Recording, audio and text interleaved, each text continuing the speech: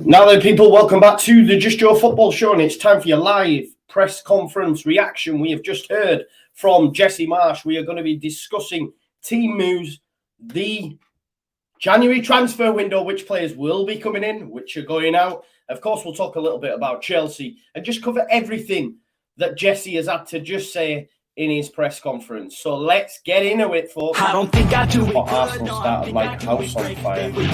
Signing number 2 for this new era. It's Judgment Day, people. Yeah! What did your boy tell you? It was never in doubt. Never in doubt.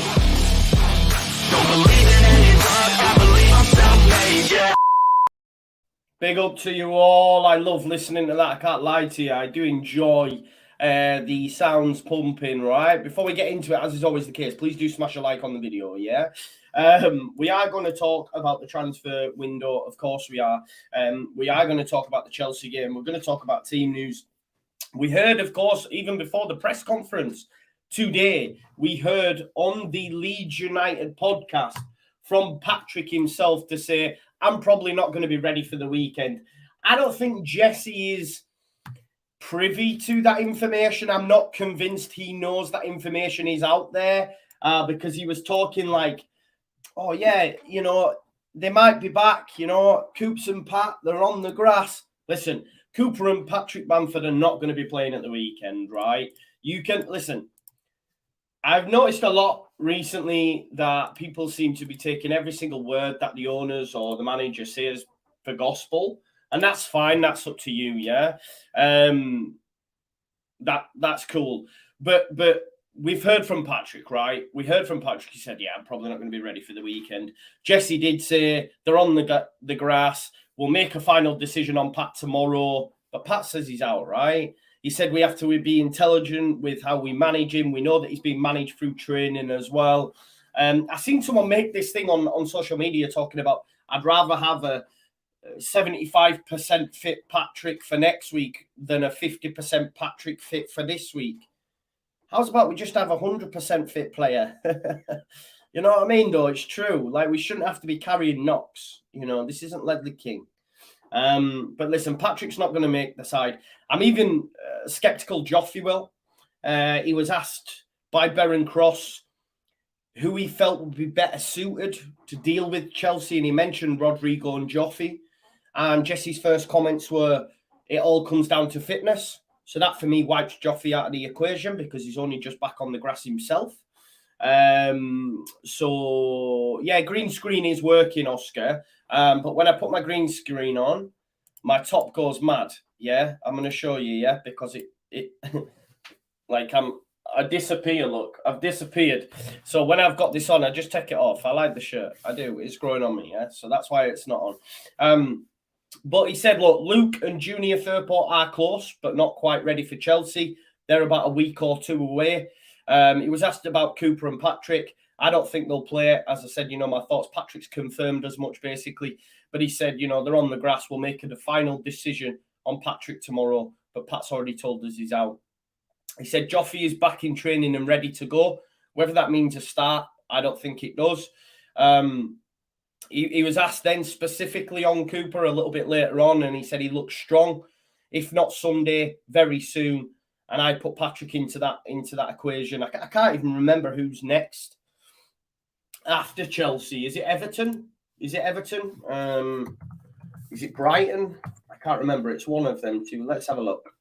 Who's up next? It's Barnsley in the cup and then Brighton away, then Everton, okay? So, yeah, he did say Cine, for sure, Joffrey, ready, for sure. I don't think either of them will start, though, right? I don't think either three of them will start, but they're options off the bench, Cine, for sure, and Joffrey. Dallas is still out, and he said Darko, JB, and Archie Gray will be involved with the 21s. I think they're maybe playing today, or it might be Saturday. I'm not too sure. I think we'll see Darko, JB. I think we'll see Archie Gray, maybe Cine against Barnsley midweek. Remember, on Wednesday, we play Barnsley in the Cup. So from Sunday through to next Saturday, from the 21st through to the 27th, Leeds have 3 games. We're at home to Chelsea, home to Barnsley, then we're Brighton away. I will be doing all them games, so make sure you come. Simon makes a good point to say Leeds podcast is recorded on Tuesday, I think, so hopefully things have changed. I'm not too sure. I don't see them risking him. If they're managing him through training, they ain't about to throw him in, even if he's, a little bit.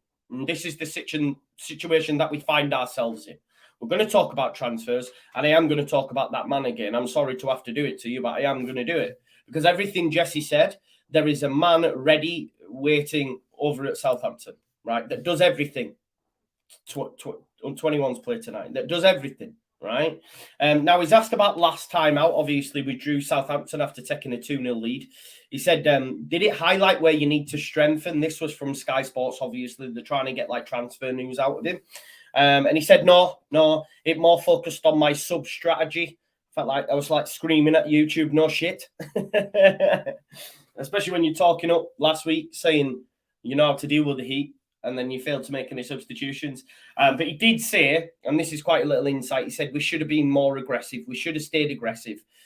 He said we had 38 build-ups before we went 2-0 up. And after we went 2-0 up, we had only 2 build-ups. So was he protecting that lead? Were the players subconsciously protecting that lead and starting to go back in? Jesse switched to a back 5. He told us that should he have done that? I'd argue if we had someone adequate enough to replace Bamford, we wouldn't have lost that game because we couldn't get out. We couldn't create build-ups because there was no one to give it to up top and make the ball stick and bring others into play. I remember in that second half, we just hit it aimlessly upfield for whoever to chase. You need someone to be able to hold that. For me, that's my opinion. But maybe subconsciously, they were in that. Hannah says, can't see a left-back coming in after what he said today. No, I've said that on my tweet. We're still active and we may get a striker. I'm quite confident now that by the end of the window, we will have a striker. But left-back, if you want a left-back, it ain't happening. And that's just pure facts. That is just pure facts.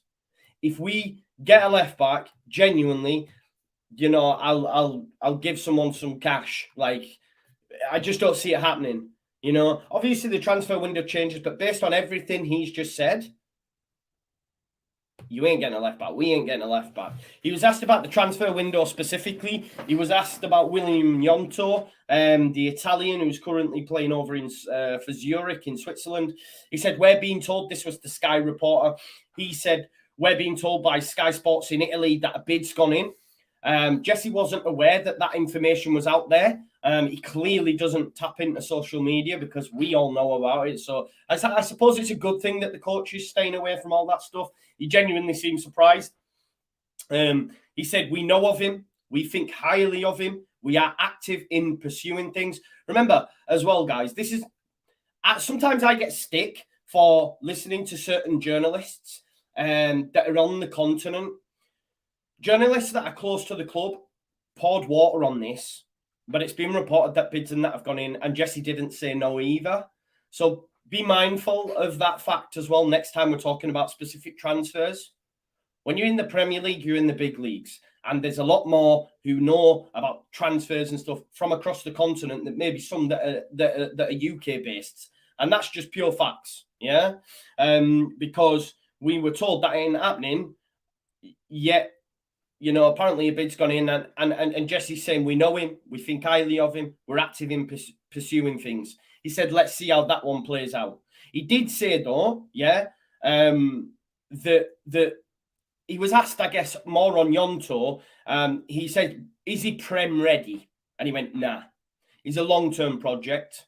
Maybe it'll happen in the future. So let's say, for example, Leeds United can't get a deal done this window. Maybe they'll look to get it done in the summer. A bit like we did with Brendan Aronson. If you remember rightly, Premier League survival was done and the bid was the deal was done. So maybe with the William and Gnonto, maybe they're having conversations with Zurich to say, look, keep him, as long as we can have this gentleman's agreement. I know it don't mean shit in football, but, it worked with Aronson. And when next year comes, then boom, we'll take him. That's something to be mindful of. And even if William Gnonto, who is well thought of, like I said, he had 15 goal contributions last season, and he was up there. I think there was only Jude Bellingham, and I forget the other. Was it Sesko? Yeah, it might have been Sesko that had more goal involvements than him across Europe for players that were under 18 at the time.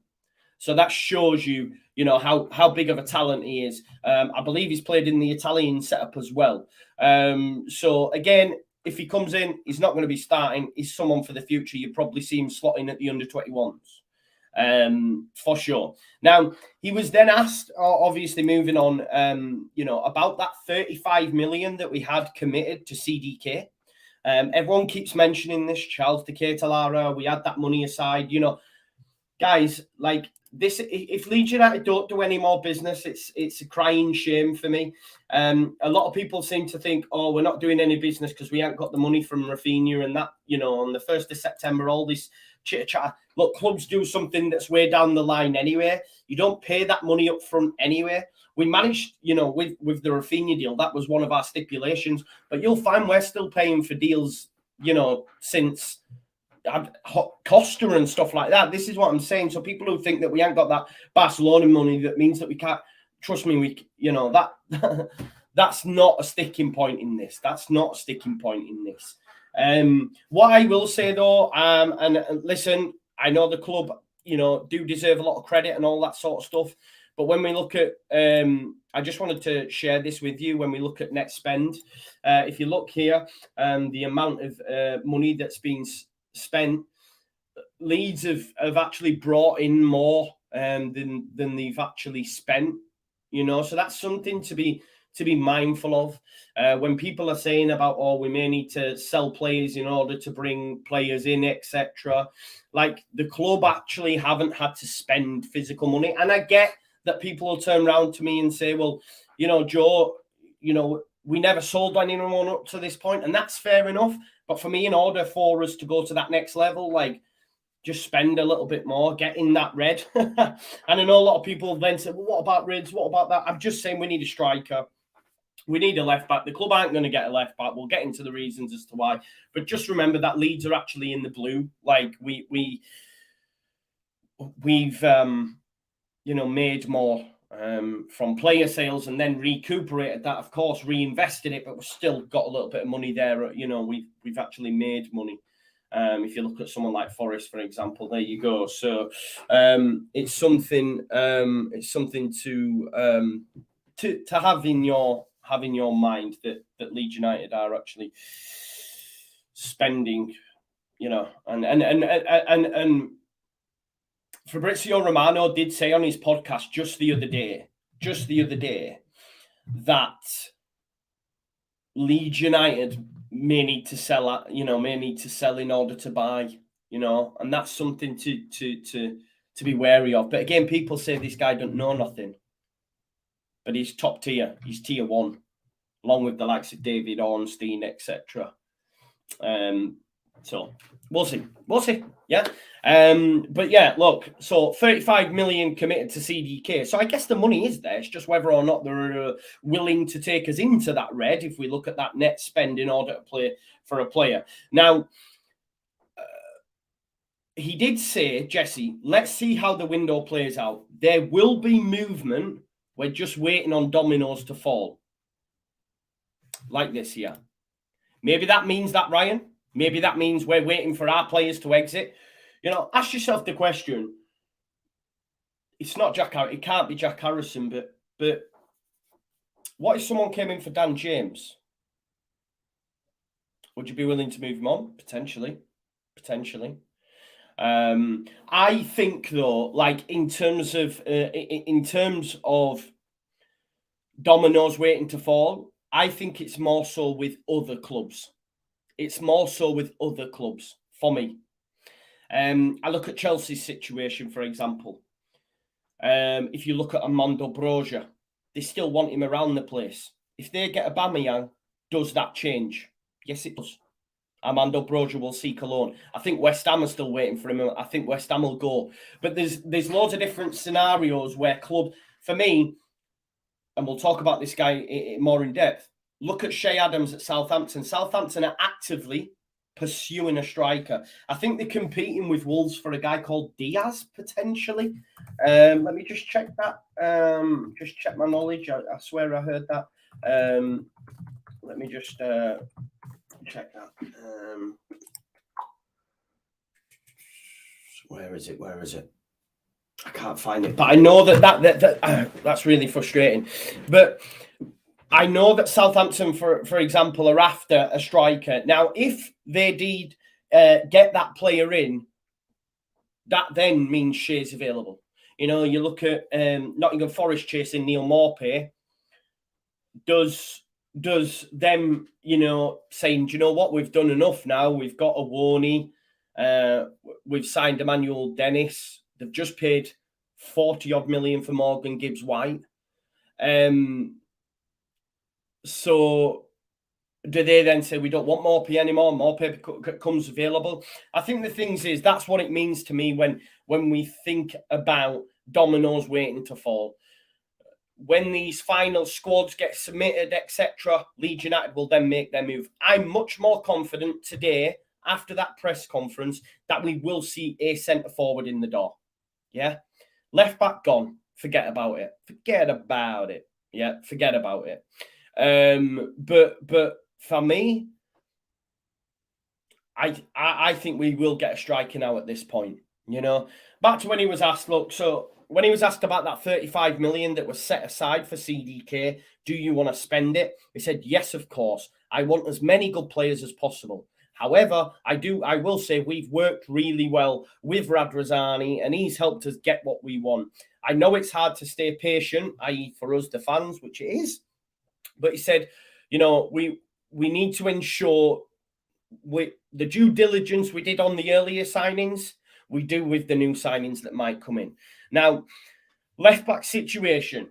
He said Strauch is doing great there. Hjelde did great there at under-21s level. And Firpo's coming back soon. So I'm really happy with the situation at left-back.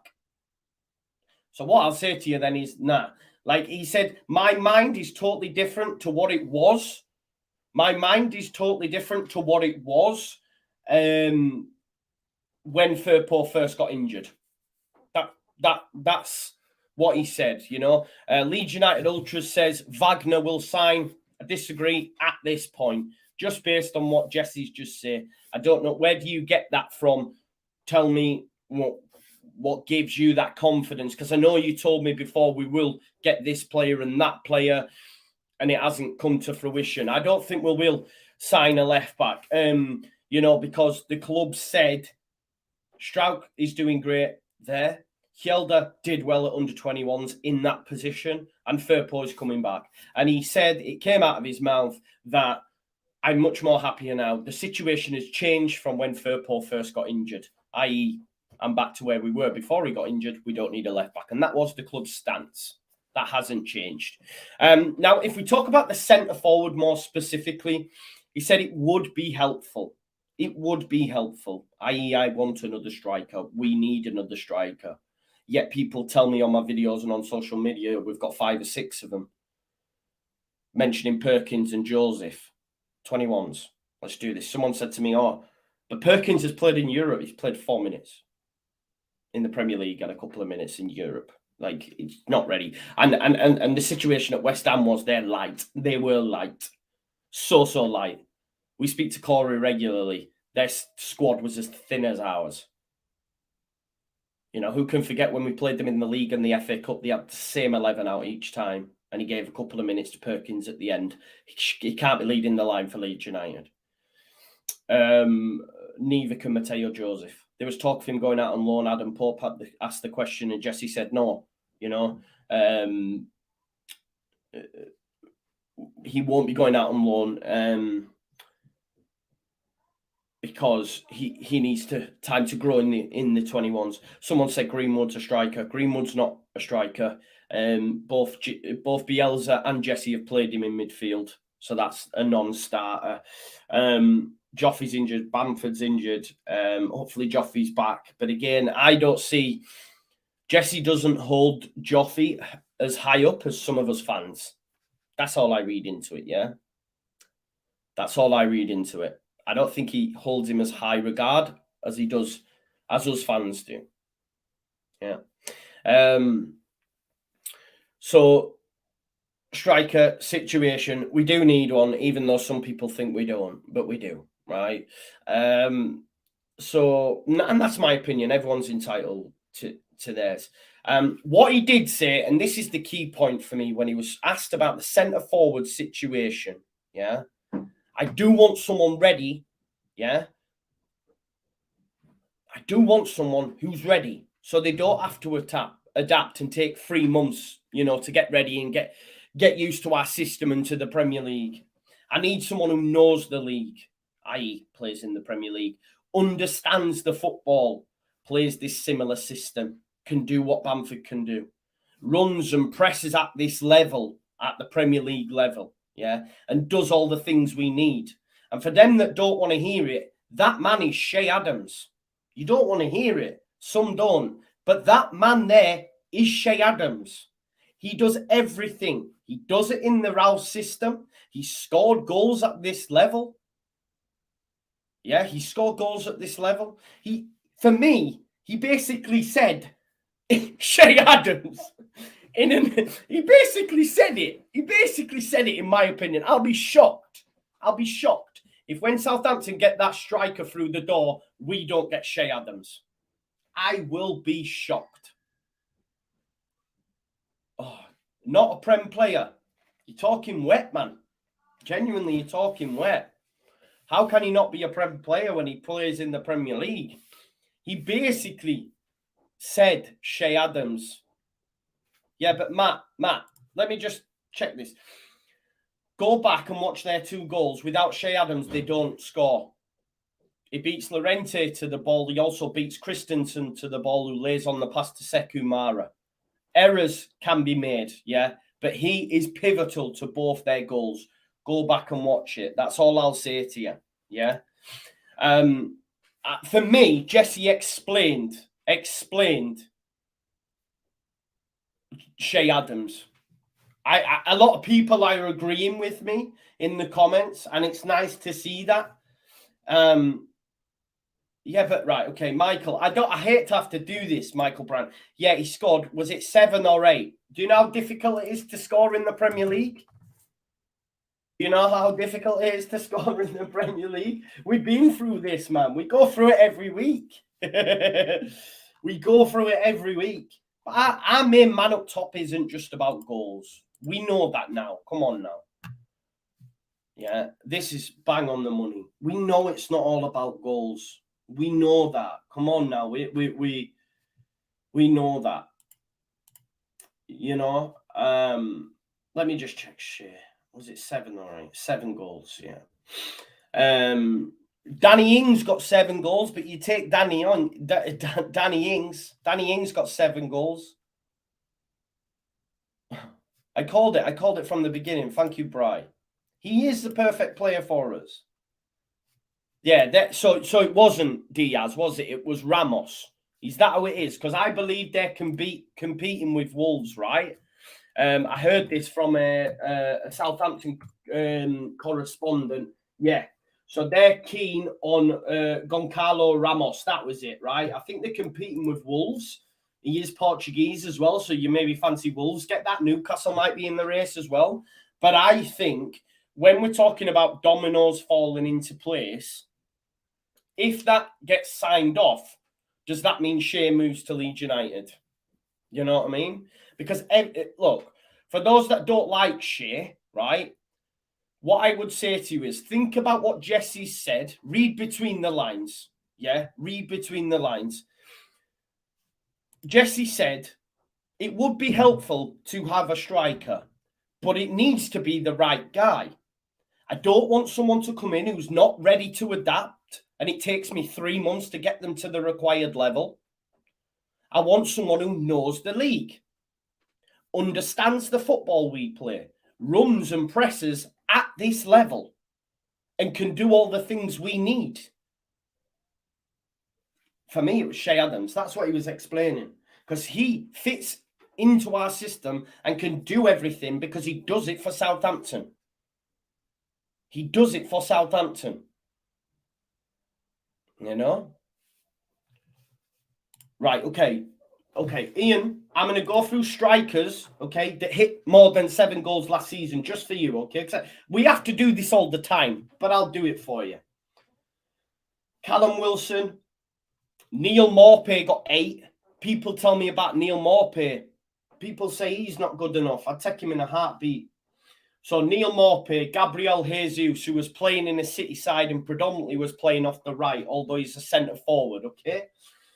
This is what people forget. The majority of goals in the Premier League come from attacking midfielders and wingers, unless you're elite, like Harry Kane or Cristiano Ronaldo, because they're the only centre forwards that are topping this list or close to.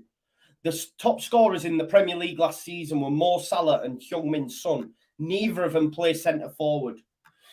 The only centre forwards in the top 10 list yet, Jamie Vardy, Harry Kane, Ronaldo. Well, guess what? Leeds United are in that conversation, so forget about it.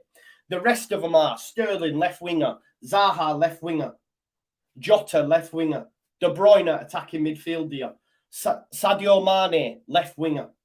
This lurking notion that Leeds United can go out and get a centre forward that scores you 10, 15, 20 goals, it's a fallacy. It's a fallacy. This is the point I'm trying to profess. Like, strikers are so hard to come by. You know, they're so hard to come by. Mikel Antonio got 10 goals. 10. He was on fire. Only 10. Ollie Watkins, 11. But the rest, guys, it's all attacking midfielders. Mount, Mahrez, Saka, Maddison, Bowen. Ivan Toney's up there. Someone told me he's no good the other day. He's no good.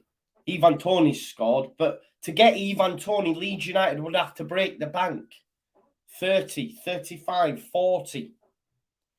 You know, how much did Villa pay for Danny Ings, for example? Or was he on a free? I can't remember.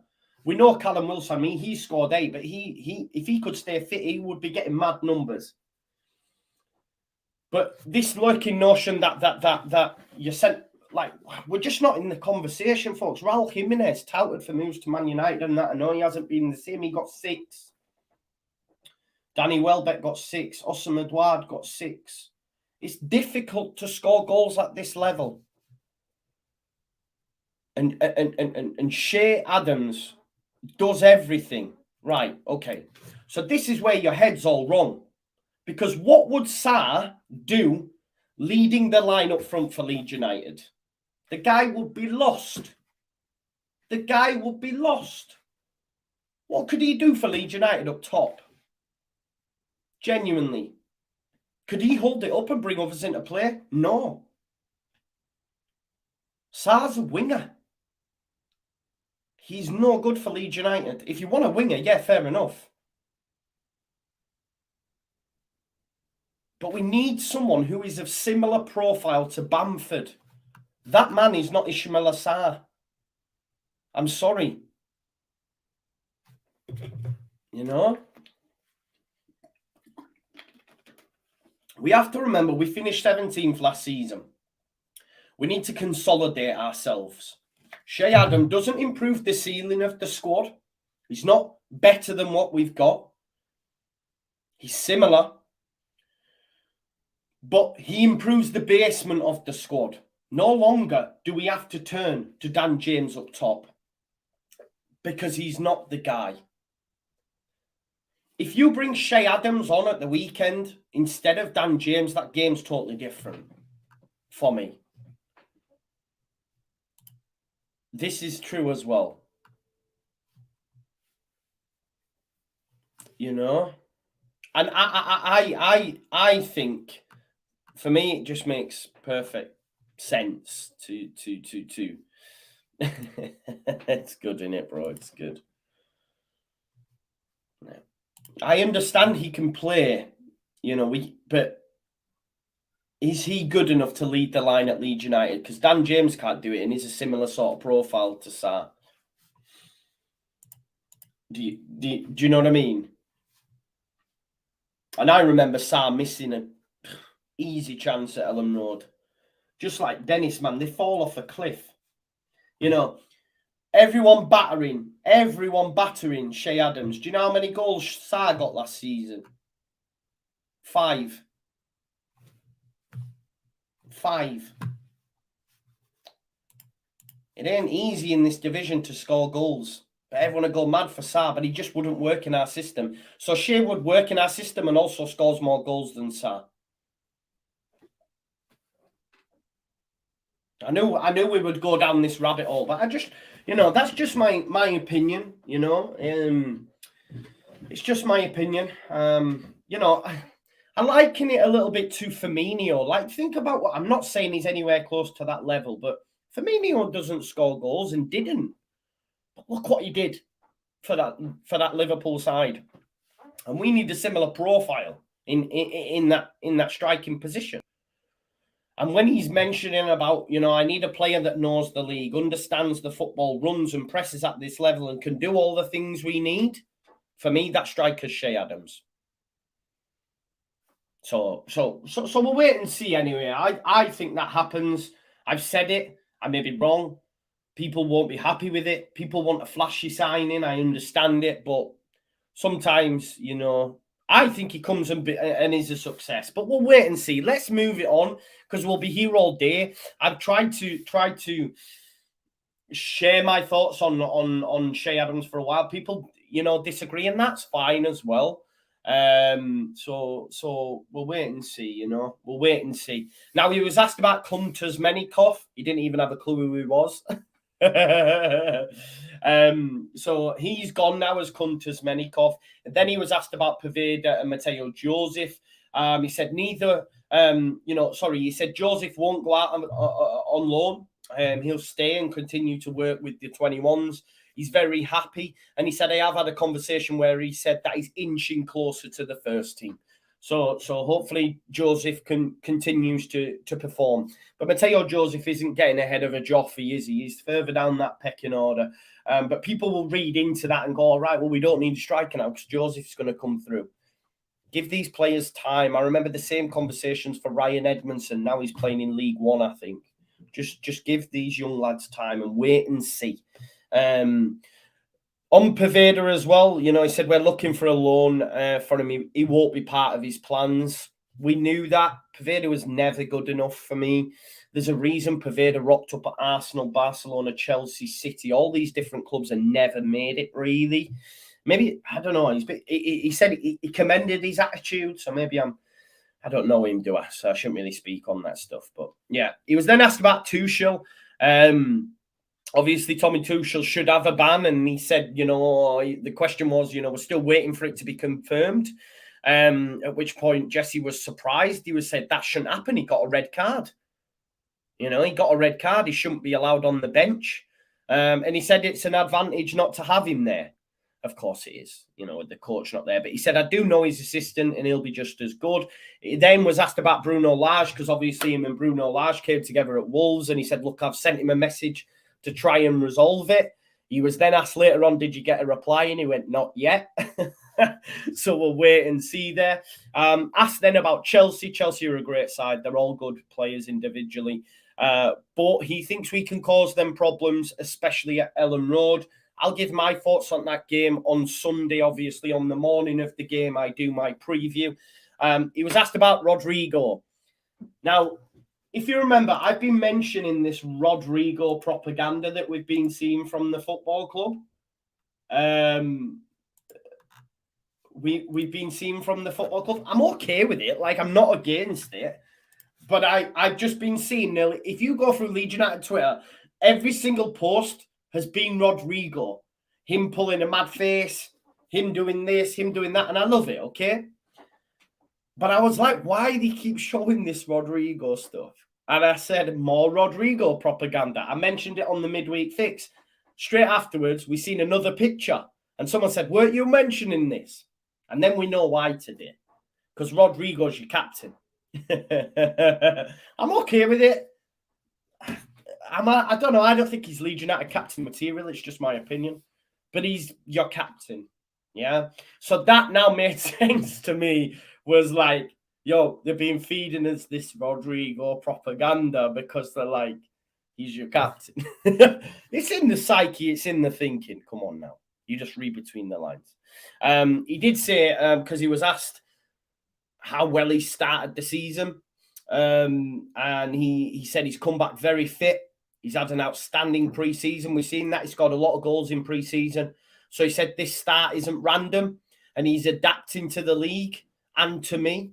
And he's the top guy now in terms of starts within my leadership council. If you remember, he started the leadership council with Cooper, Calvin was in it, Ayling was in it, Rodrigo. There may be more, but that's off the top of my head. I know Calvin was part of it. So he was on about his leadership council. Well, the rest of them are either broken or they're not at the club anymore. So he said I had a conversation with him to say, you're the main guy now. You're the guy who starts within that leadership council. So Dallas, that was the other one. So you'll be my captain. You'll be the one taking penalties. I'm okay with him taking penalties. Rodrigo's got a good return. I'm just not sure he's captain material. But listen, in modern football, captains ain't that important if we're being in all honesty. But yeah, but that's why that Rodrigo propaganda has been coming. Call me paranoid, but it just makes sense. He said, look, he's an awesome guy. We continue to push him. You know my thoughts on Rodrigo? I ain't about to change my opinion after 2 good games this season and maybe 4 or 5 good games in the last, couple of seasons. But I want him to continue this. If he turns up against Chelsea, bam, yeah. Let's see how he does against the big boys. Because a lot is riding on his shoulders now. Because what we require from our number 9, it ain't easy. It's a lot of work, especially up against Chelsea, who have Thiago Silva, Koulibaly, Cucurella, Reece James, Azpilicueta will probably play on the right of a back 3. It ain't easy. So it's a big job from him this weekend, yeah? And if he's the man leading the line, it's a big job from him. So we'll have to wait and see. So, he was then asked about Rasmus as well. And if you think about when we do the midweek fix, we do positives and negatives. And for the last 2 weeks, Rasmus has been my negative. Smudge with the super chat, big up Smudge. I seen you comment earlier saying just a test. I seen it. He said, morning, Joe Rodders will definitely turn up. I hope you're right, bro. I hope you're right. 100%. He was asked about Rasmus Christensen. And he said, look, I knew adapting would be a challenge. And it has been a challenge for him. But he knows what he needs to do. I think he's had a conversation with Jesse. We know Jesse's pretty open with each player. One sec, folks. And he was saying, Rasmus had come to him and said, back in Salzburg, I was impacting every match. I would impact the match about 15 times. But he said, I'm struggling at this level to impact the match at all. He said it's tougher than the Champions League. But it's a reality check for Rasmus. This ain't Austria. No disrespect to Austrian football. It can't light a match to the Premier League. And Rasmus, on a couple of occasions, it's taken he's been poor. He's been poor. But he does get my backing. I want him to work well. He was asked about Cody Drama. He said Cody's been fantastic. And he had a conversation with him, saying I can count on him. It's quite interesting that he's mentioned that he's had that conversation. Could he be close to? Or saying, look, keep going? Because he's in the back of his mind thinking if Rasmus needs time out, I can use Cody. And we know that Luke will be back soon as well. Luke Ayling will be back soon in a couple of weeks. But yeah, and the thing is, Rasmus has came up against lesser opposition. Wolves are a decent side. They weren't a great side against us. They'll be better now with their new signings, Guedes and a couple more they've got in, Mateus Nunes. They'll look totally different next time we play them at Molineux. But these are the big boys now. Chelsea are a different kettle of fish. Them wing-backs, Cucurella and James, are going to cause us all sorts of problems. So Rasmus needs to be on it. Yeah. And like I say, you may have been impacting every single game in Austria, but this is the Premier League. Do you know what I mean? He was asked about Chelsea. I touched on this earlier on. How will you play? And Baron Cross asked him about Joffrey or Rodrigo, and he said, look, it all comes down to fitness. So that for me means Rodrigo. I think Rodrigo will lead the line. He spoke about their backline being great, especially with Koulibaly, Cucurella, their goalkeeper Mendy, who's exceptional. He said, we will try and press them in the right moments. We'll be aggressive and we will challenge them. I do expect that. I can't say I expect Leeds United to win the game, but I do think we will cause them problems and I do think we will score, but more on that on game day. But I've got my thoughts on it. He did say we're excited by the challenge. This is good to hear. As long as we make a better fist of it than we did last season. Because that was poor. Really, really poor. But this is a new look Leeds. This is a new look Jesse. He was asked about Christian Pulisic as well. Obviously, he might be getting touted out for a move away from Chelsea. And he said, I'd love to work with him in the national side or at some time in the future. He wants that national side job. For sure. I will say that as well, because I read something. He did an interview as well before where he was speaking about the national side as well. Yeah, so he might only be here for a couple of years and then we'll see what happens. I don't know. If we perform really well and climb up the table, he probably stays because the Premier League's the pinnacle, right? But if he's a real patriot, maybe that comes a calling. But your main call-outs really are Patrick, probably not going to be fit. Leeds United are active in the window. Maybe bringing William Gnotto, but that may be for the show, for the system, for the summer. Let me dial that back. You can't even hear that, so that was pointless. Well done, Joe. You wake up, don't you? You ready?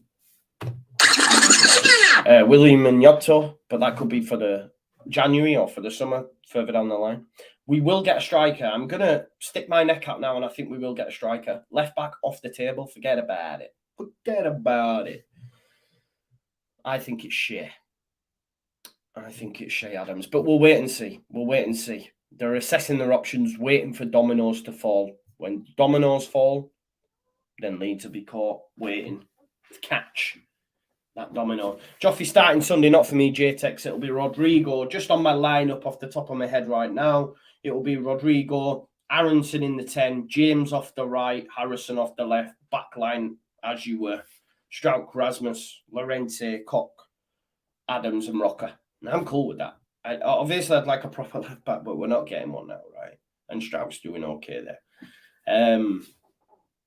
But yeah. Anyway, thanks as always for watching my channel, the Just Your Football Show. Please do smash a like on the video on your way out.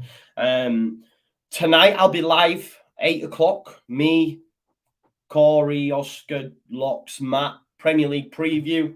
Saturday, I'll be doing the 2 Sky games. Sunday's Leeds United. So you'll get your Leeds preview on the morning. And then, obviously, the game from about 1:30. Smudge with the Super Chat just before we finish said, massive test this weekend. First big 6 opposition. And for me as well, Smudge, it's first big 6 opposition for Jesse. I'm writing off last season because now we're getting Jesse Ball. So it's his first real test for this new look Leeds, for this new look Jesse. He said, we need to show we can run with the big boys. Agreed. Fear not, we can get something out of this. I do think we will surprise some of the bigger sides this season with this style under Jesse. I do. Thanks for the Super Chat, Smudge, as always. Simon says, great video. Thank you. See you at 8 o'clock, John. Yeah. If you're stuck for something to do this evening, one sec. Sorry. 8 o'clock, Premier League preview, where we will be discussing in depth more Leeds United, Chelsea, but of course, Man United versus Liverpool, Wolves versus Spurs, West Ham versus Brighton. Let's see. Thank you all for watching, and I'll hopefully see you all at 8 o'clock. Enjoy your Friday, if not, and I'll see you over the weekend for the watch-alongs as well. Peace out, people. Thank you.